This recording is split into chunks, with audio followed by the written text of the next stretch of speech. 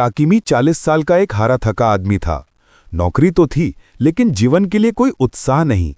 एक दिन अचानक वो किसी दूसरे संसार में बुला लिया गया, पर मजे की बात ये थी कि उसे बुलाया ही नहीं गया था। असली हीरो को बुलाने के लिए की गई जादुई रस्म में वो गलती से फंस गया और उस हादसे में उसका शरीर पूरी तरह नष्ट हो गया। सिर्फ उसकी आत्मा बची।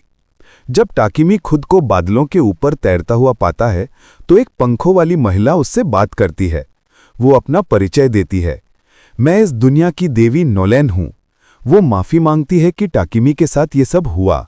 वो बताती है कि एक दुश्मन साम्राज्य ने एक हीरो समनिंग स्पेल का इस्तेमाल किया, लेकिन वो भयानक रूप से असफल हो गया, जिससे टाकिमी का शरीर नष्ट हो गया। उसकी भरपाई करने के लिए देवी नोलैन कहती है कि वो उसे एक नए संसार में भेजेगी, जहां वो एसएस रैंक की क्षमताओं के साथ नया जीवन शुरू कर सकेगा। वो पूछती है कि वो किस तरह की शक्तियां चाहता है। टाकिमी शर्माते हुए कहता है, मैं तो लड़ाकू नहीं हूं, मुझे झगड़े झंझट पसंद नहीं। ये सुनकर देवी मुस्कुराती है और कहती है कि वो उसे उत्पादन आधारित शक्तियां देगी, जैसे रसायन विज्ञान और लोहारगिरी, और उसे एक जादुई क्रिस्टल से जोड़ देती है। अचानक उसके सिर में तेज दर्द होता है। सारी नई जानकारी सीधे उसके मस्तिष्क में भर दी जाती है और फिर एक चमक के साथ देवी उसे नीचे धरती पर भेज देती है। जैसे ही वो उठता है और झील में अपना चेहरा देखता है, उसे एहसास होता है कि अब उसका शरीर 17 साल के नौजवान का है और वो इतना हैंडसम लग रहा है कि खुद को देखकर ही शर्मा जाता है। फिर वो देवी द्वारा दी गई वस्तुओं की जांच करता है, सोना, खाना और अन्य सामान। इसके बाद वो अपनी नई क्षमताओं को परखता है और पाता है कि वो तरह तरह के मूल जादू कर सकता है। टाकिमी आसपास की जगह खोजने निकलता है। जंगल में उसे पेड़ के राक्षस की एक टूटी हुई शाखा मिलती है। उसकी प्रणाली बताती है कि इस शाखा से उच्च गुणवत्ता वाले हथियार बनाए जा सकते हैं। वो तुरंत अपनी लोहारगिरी की शक्ति से एक भाला बनाता है। इसके बाद वो एनालिसिस स्किल से पता लगाता है कि उसके आसपास लगभग हर पौधा औषधीय जड़ी बूटी है। वो ढेर सारी जड़ी बूटियां इकट्ठा कर अपने आइटम बॉक्स में रखता है। अचानक उसे एक लड़की की चीख सुनाई देती है।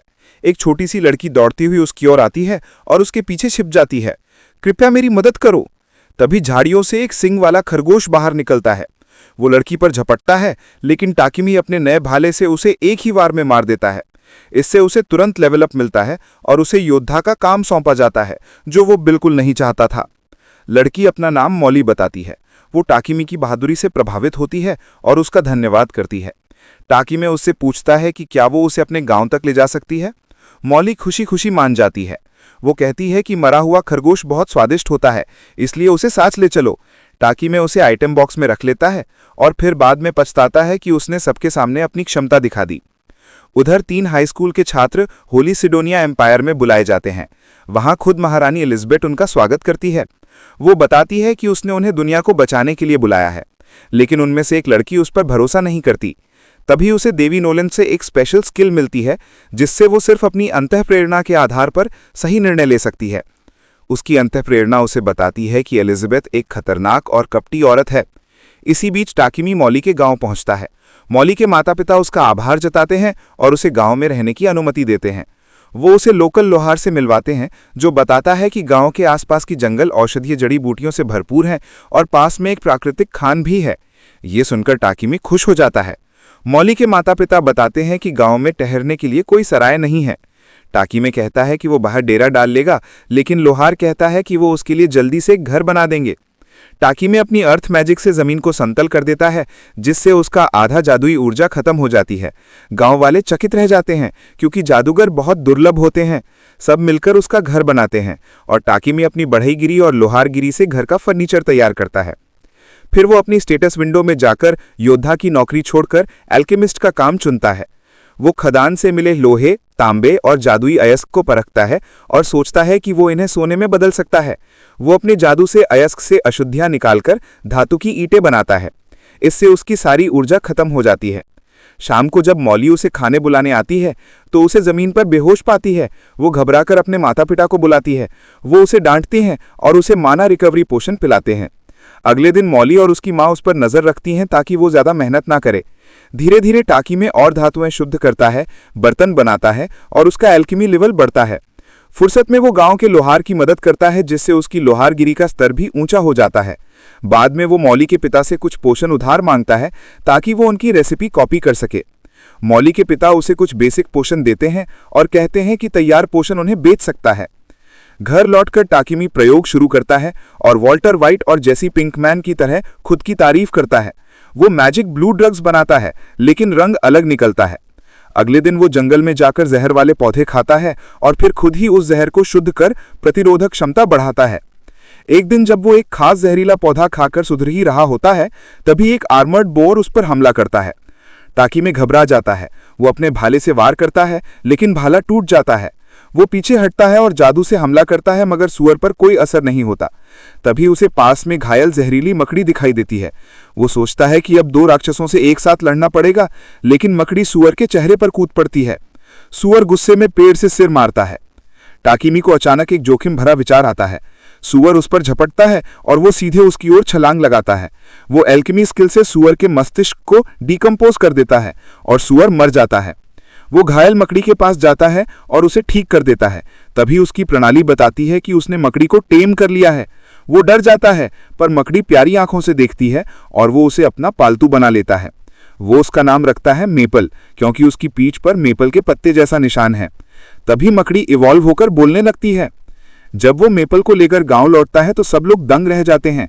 कीड़ों को वश में करना लगभग असंभव होता है। टाकिमी कहता है, अभी इन बातों को छोड़ो, मैंने एक विशाल सुअर मारा है। गांव वाले जश्न मनाते हैं, दावत होती है और मौली के पिता उसे कीमती सामान देते हैं ताकि वो शहर जाकर बेचे। देवी नोलन दूर से ये सब देख रही होती है और खुश होती है। तभी दूसरी देवी आती है और पूछती है कि टाकी में कोई खास व्यक्ति है। उसने उसे न केवल नया शरीर और शक्तियां दी, बल्कि उसे सिडोनिया साम्राज्य के बुलावे से 1 साल पहले ही इस दुनिया में भेजा। कुछ दिन बाद टाकी में सुबह उठता है तो खुद को रेशम के ककून में बंधा पाता है। गुस्से में पूछता है, ये क्या किया तुमने मेपल?